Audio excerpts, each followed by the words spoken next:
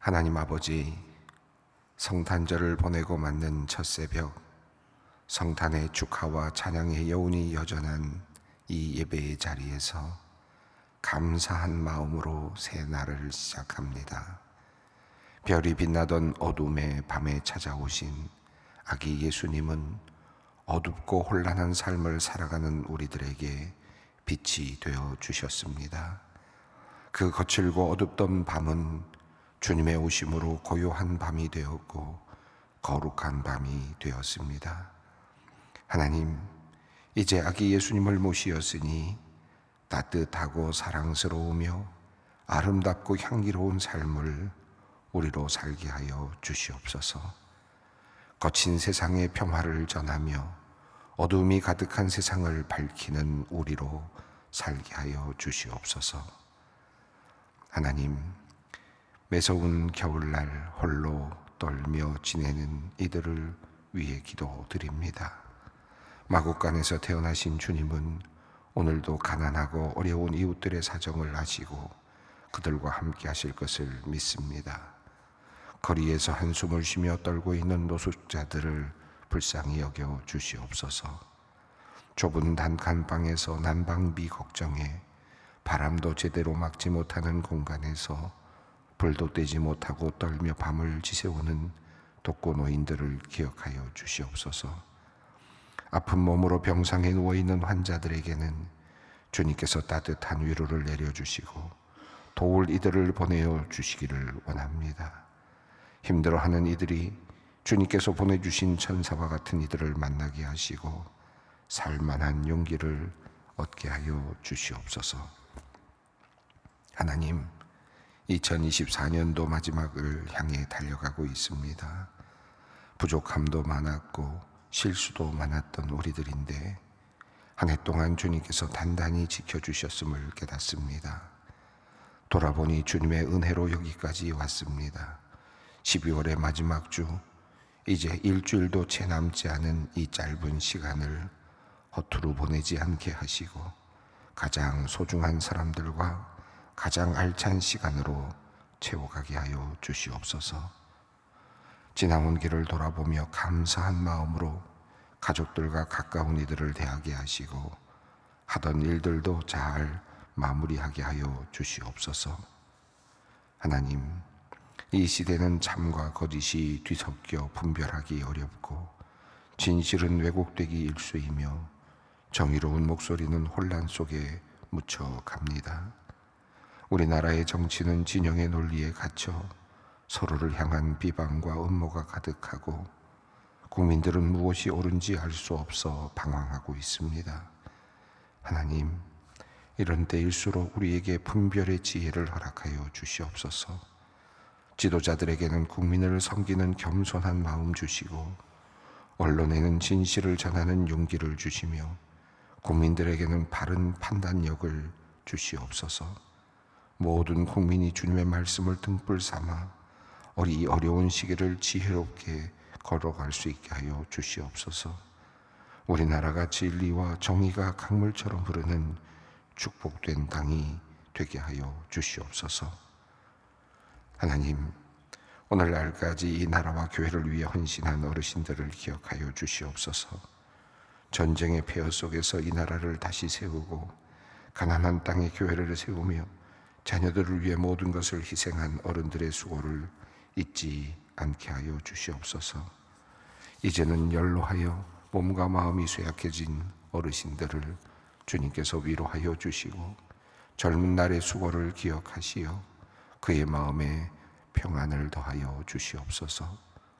특별히 요양원과 병상에서 투병 중인 어른들을 불쌍히 여겨주시고 외롭고 고독한 마음을 주님께서 따뜻하게 안아주시옵소서.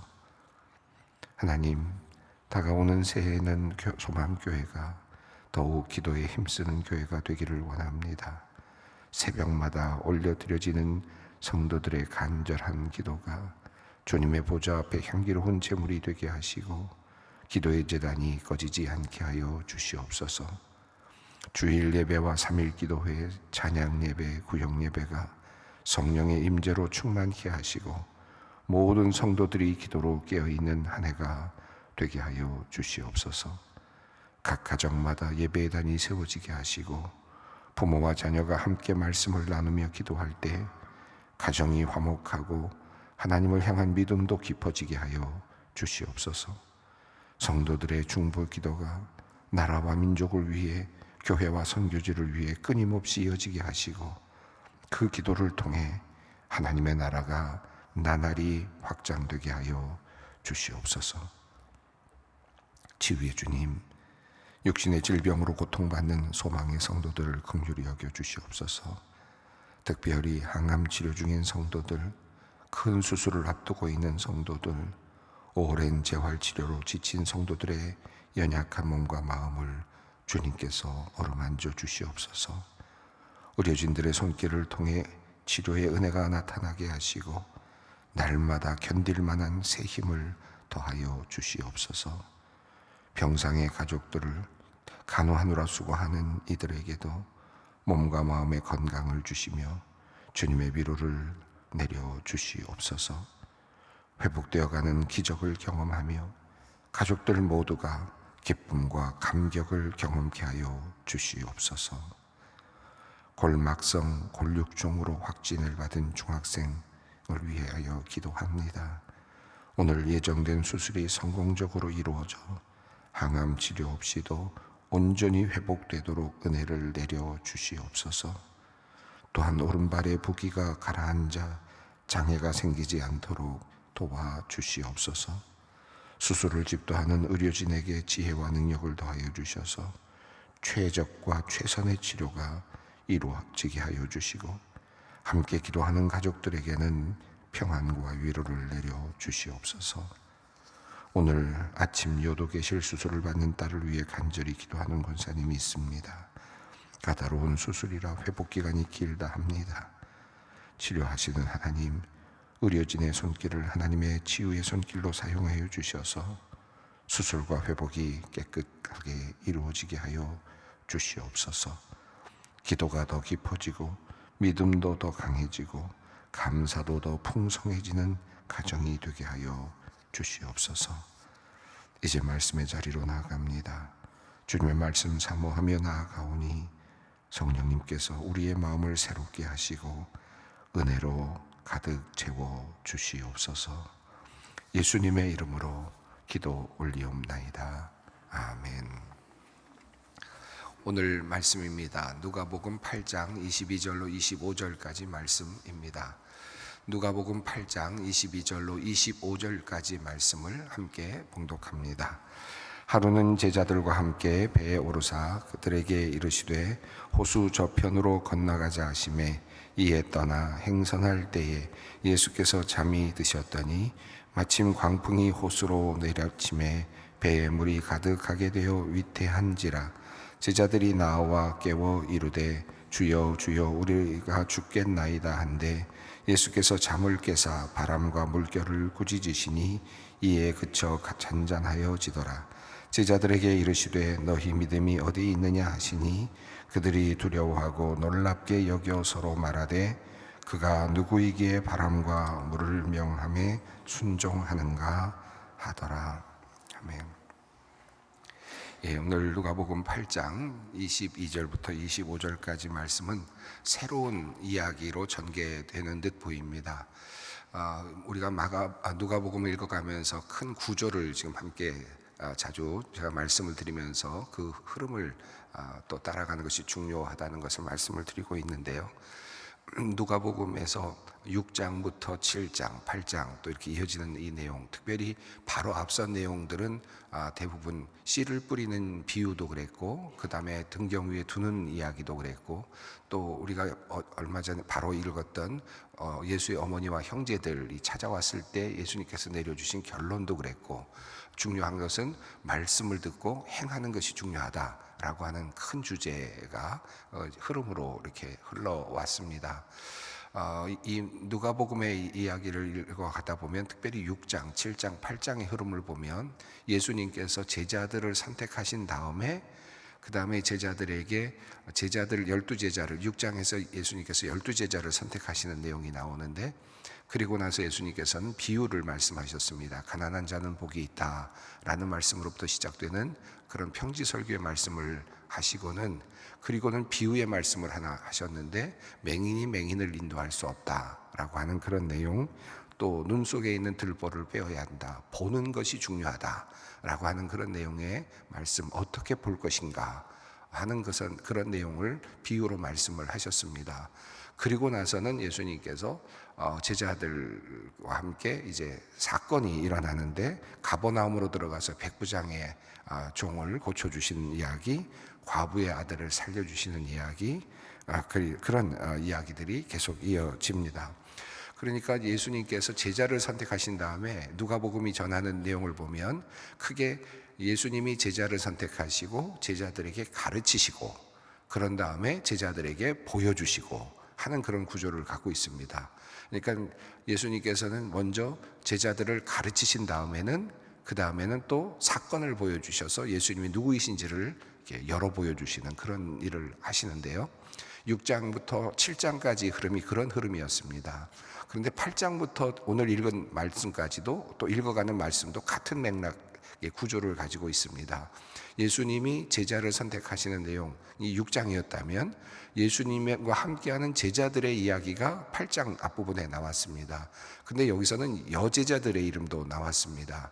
그래서 예수님께서 하나님 나라의 복음을 전파하셨다라는 이야기와 더불어 12제자가 함께 있었다라고 하는 이야기, 그리고 막달라 마리아, 요한나, 그리고 수산나도 함께 있었다, 또 다른 제자들도 함께 있었다라고 하는 그런 이야기를 하면서 조금 더 확장된 제자들의 모습이 그려집니다. 그리고 나서 또 예수님께서는 제자들에게 비유의 말씀과 말씀을 하시죠. 그게 바로 우리가 읽어왔던 씨 뿌리는 비유입니다. 그리고 등경 위에 두는 등잔에 대한 비유입니다. 또 제자들에게 말씀을 하십니다. 그 말씀의 주된 내용은 듣는 것이 중요하다는 것이었죠.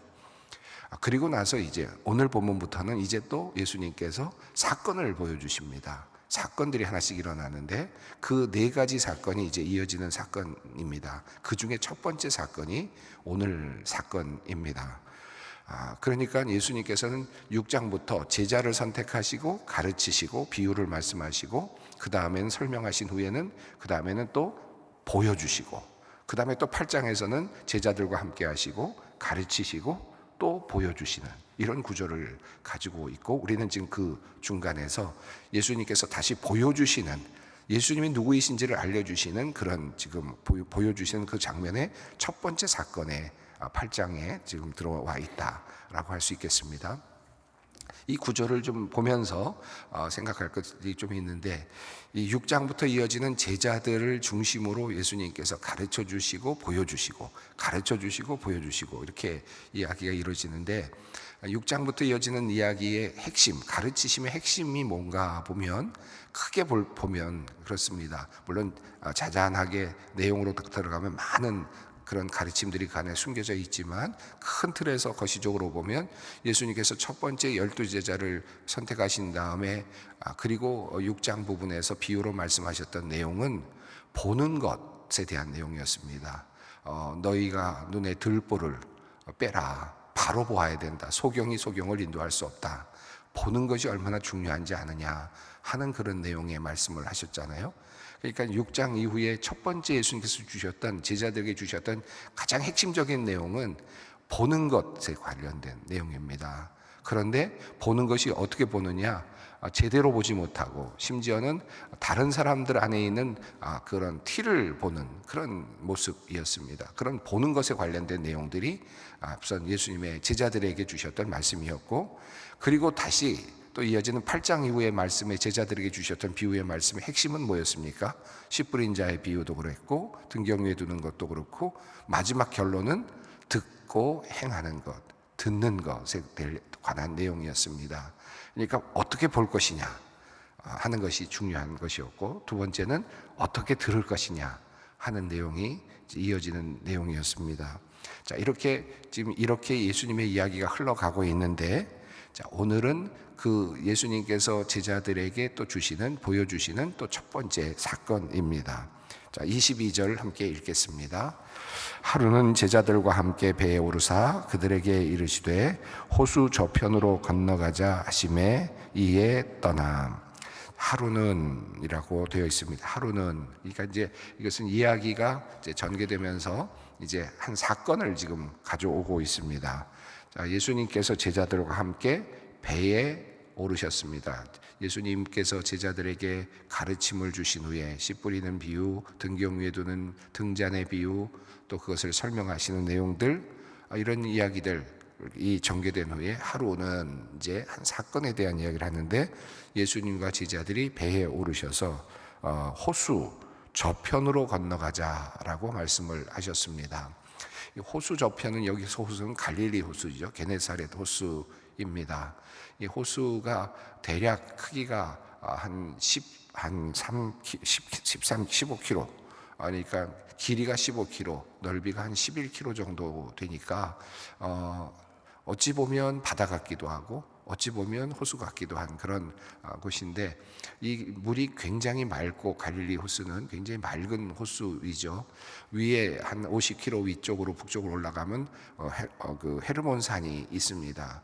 그 헤르몬 산에서부터 눈이 녹으면서 한 3,000m 해발 고지에 있는 그런 산인데, 높은 산인데, 그 산에서 눈이 녹으면서 물이 흘러내려와서 50km를 쭉 흘러내려오면서 이 모든 것들을 적시고, 그리고 하나의 큰 호수를 이루는 것이 바로 갈릴리 호수입니다. 그런데 지형적으로 보면 종종 설명을 드렸습니다만은 서쪽 부분이 이제 가나안 땅인데요.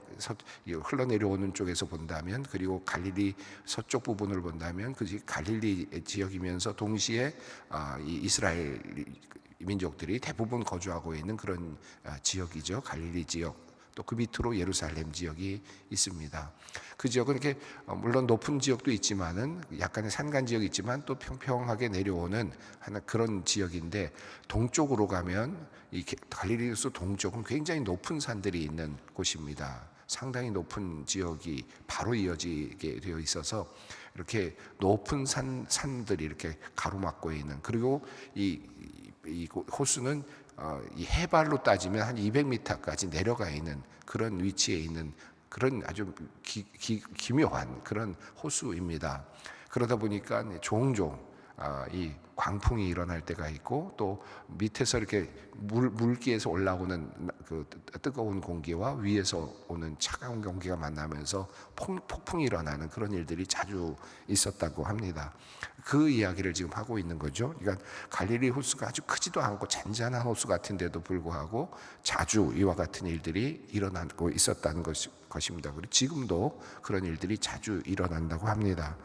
자, 그런데 이 호수, 예수님께서는 지금 어디로 가자고 하시느냐 하면 갈릴리에서 활동을 하시다가 지금 갈릴리 건너편으로 가자 하시는 것으로 봐서 동편으로 가시는 거죠. 이야기 흐름을 보면 뒤쪽에 이제 거라사 지역이 나오는 것을 봐서 동편으로 가신 겁니다. 그 지역은 이스라엘 백성들의 지역이 아니라 이방인들의 지역입니다. 이방인들의 지역으로 지금 건너가자 하시고, 그리고 지금 그곳으로 지금 가고 계시는 상황입니다. 호수 저편으로 가자라고 하면서 이제 글로 가시는데요. 갈릴리 지역에서만 활동을 하시고 가버나움 지역에서 활동하시던 예수님께서 이제 완전히 그 지역의 경계를 넘어서 이제 이방 지역으로 가시는 그런 장면입니다. 그런데 그때 어떤 일이 일어났는가? 23절입니다. 함께 읽겠습니다. 행선할 때 예수께서 잠이 드셨더니 마침 광풍이 호수로 내려침에 배에 물이 가득하게 되어 위태한지라. 예수님께서 그쪽으로 가는 동안에 피곤하셨는지 잠시 잠이 드셨습니다. 그때 광풍이 일었고, 그리고 물이 배로 가득하게 들어찼다. 위태한 지경이 되었다라는 겁니다. 이 크지도 않은 호수 같지만 이렇게 강력한 폭풍이 올 때는 배가 굉장히 위태로워지는 모양입니다. 이 갈릴리 호수에서 이렇게 위태로워지는 상황인데, 자, 이런 상황 속에서 제자들이 어부들도 있었기 때문에 충분히 배를 잘 이렇게 관리할 수 있을 것 같은데, 그런데 굉장히 제자들이 당황한 듯 보입니다. 24절 말씀을 읽습니다. 제자들이 나와 깨어 이르되 주여 주여 우리가 죽겠나이다 한데 예수께서 잠을 깨사 바람과 물결을 꾸짖으시니 이에 그쳐 잔잔하여지더라. 예수님께 와서 예수님을 깨웠습니다. 주여 우리가 죽겠나이다. 왜 예수님을 깨웠을까요? 물론 다들 지금 힘들어하고 있는데 예수님만 잠을 주무시니까 그 예수님도 이 사실을 아셔야 될 것 같다라고 생각해서 깨웠는지, 아니면 예수님께서 뭔가 해주실 수 있다고 생각해서 깨웠는지 우리가 사실 정확히 알 수는 없지만, 그러나 어쨌든 이 제자들은 예수님을, 곤히 잠들어 계신 예수님을 깨웠습니다. 그러자 예수님께서 바람과 물결을 꾸짖으셨다. 이에 잔잔하여졌다라고 이렇게 표현하고 있습니다. 이 예수님께서 그런데 바람과 바다를 꾸짖으셨다라고 하는 이 장면이 인상적입니다. 바람과 그리고 물결을 꾸짖으시면 바람과 물결이 잔잔해지는가 하는 생각도 드는데, 물론 이 내용 속에서 중요하게 우리에게 보여준 것은 바람과 바다도 그리고 모든 자연들도 관장하고 계시는 예수님의 능력을 보여주시는 것이시기도 하죠. 그런데 이 꾸짖으셨다라고 하는 이 내용은 예수님께서 특별히 누가복음에서 몇 번 사용이 되는데, 귀신들을 향하여 꾸짖으실 때 예수님께서 꾸짖으셨다라고 하는 표현이 자주 등장을 합니다. 그러니까 귀신들도 꾸짖으시고 내보내시는 그런 장면들이 누가복음에 여러 번 나왔죠. 또 이번 지금 내용도 그렇습니다. 앞에 있는 내용도 그런데 물결들을 꾸짖으셨다. 글쎄, 왜 예수님께서는 물결들과 그리고 잠을 깨셔서 이런 물결들과 바람을 꾸짖으셨을까? 자연들도 꾸지람을 받을 정도로 그러한가? 라는 생각이 듭니다. 과거에는 특별히 그 옛날에는 이 모든 물결이나 바람이나 이런 것들을 일으키는 주된 범인이 있다고 생각을 했고, 그 범인이 사탄 또는 마귀 또는 귀신, 이런 신들, 그것을 관장하는 신들이 그것을 그렇게 한다라고 생각을 하는 그런 경향들이 있었죠. 그런 의미에서 본다면 꾸짖었다라는 말은 이 물결들을 관장하는 어떤 주체, 그것을 지금 꾸짖으시는 것처럼 보이기도 합니다.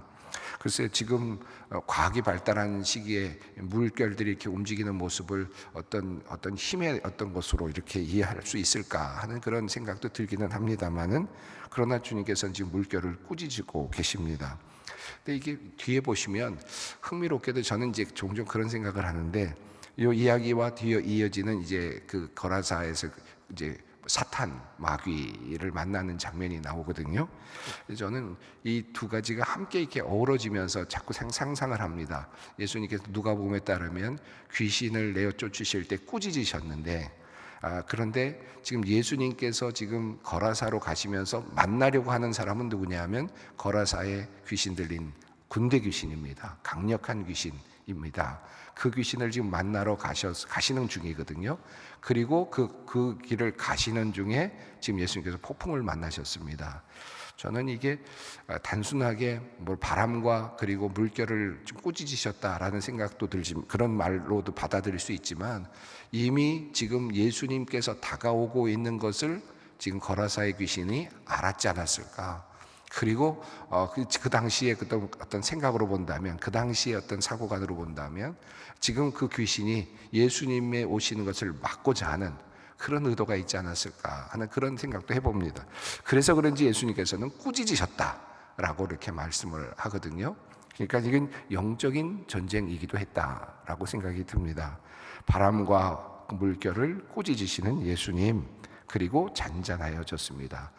사탄의 힘이, 어떤 능력이 그 더 이상 발휘하지 못했습니다. 예수님의 말씀 앞에서는 그 모든 것, 어떤 것도, 어떤 귀신도, 어떤 사탄도, 어떤 힘이 있는 존재도, 영적 존재도 힘을 쓰지 못합니다. 자연도, 바람도, 물결도 역시 그러합니다. 지금 예수님께서 지금 그렇게 꾸짖고 계십니다. 그러자 잔잔하여졌습니다. 자, 25절입니다. 함께 읽습니다. 제자들에게 이르시되 너희 믿음이 어디 있느냐 하시니 그들이 두려워하고 놀랍게 여겨 서로 말하되 그가 누구이기에 바람과 물을 명하며 순종하는가 하더라. 자, 그런데 예수님께서는 이렇게 잔잔하게 하신 다음에 제자들에게 말씀하시기를 너희 믿음이 어디 있느냐라고 물으셨습니다. 왜 믿음이 없느냐라는 뜻이겠죠. 너희 믿음이 어디 있느냐, 믿음이 어디 갔느냐라는 뜻입니다. 예수님께서 이 너희 믿음이 어디 있느냐라고 하는 물음에, 이 물음에 이런 뜻일까요? 예를 들면 너희가 지금 믿음이 없어서 이런 폭풍이 왔다, 이런 물결이 넘실거리는 폭풍이 왔지 않느냐, 너희 믿음이 어디 있느냐, 이런 의미일까요? 그건 아니겠죠. 그들이 지금 믿음이 없다라는 것이 믿음이 없기 때문에 폭풍이 왔다, 그런 의미로 지금 묻고 계시는 것은 아닐 겁니다. 자, 그러면 너희가 믿음이 있었으면 이 폭풍도 좀 잔잔하게 할 수 있어야 되는데 왜 그렇게 못했느냐, 왜 믿음이 없느냐 라고 하는 의미일까요? 제자들이 그럴 수 있는 능력이 있을까요? 그런 믿음이 있으면 제자들이 스스로의 힘으로 폭풍을 잔잔하게 할 수 있을까? 그것도 아니죠. 그러니까 지금 예수님께서 너희 믿음이 어디 있느냐라고 있는 이 물음 속에는 어떤 믿음이 있느냐 하면 너희가 왜 나를 믿지 못하느냐라고 하는 질문이죠. 그러니까 왜 너희가 예수인 나를 믿지 못하느냐, 아직도 믿지 못하느냐라고 하는 그런 질문입니다. 너희 믿음이 어디 있느냐? 너희가 믿음이 없어서 이런 재난이 왔다, 너희가 믿음이 없어서 폭풍이 왔다, 너희가 믿음이 없어서 이 폭풍을 제대로 너희 힘으로 못 이겼다, 그런 뜻이 아니라 이런 상황이 생겼을 때, 폭풍이 오거나 어려움이 생길 때 너희가 왜 나를 믿지 못했느냐, 나인 예수를 믿지 못했느냐라는 질문 아니겠습니까? 너희 믿음이 어디 있느냐라는 질문은 바로 그 질문이거든요. 예수에 대한 믿음이 왜 없느냐라고 하는 질문입니다. 한 걸음 더 나가 봅니다. 그러면 이 제자들이 예수님에 대한 믿음이 없었느냐? 아주 없었던 것 같지는 않습니다. 앞서 제가 말씀을 드린 것처럼 잠이 드신 예수님을 깨웠잖아요.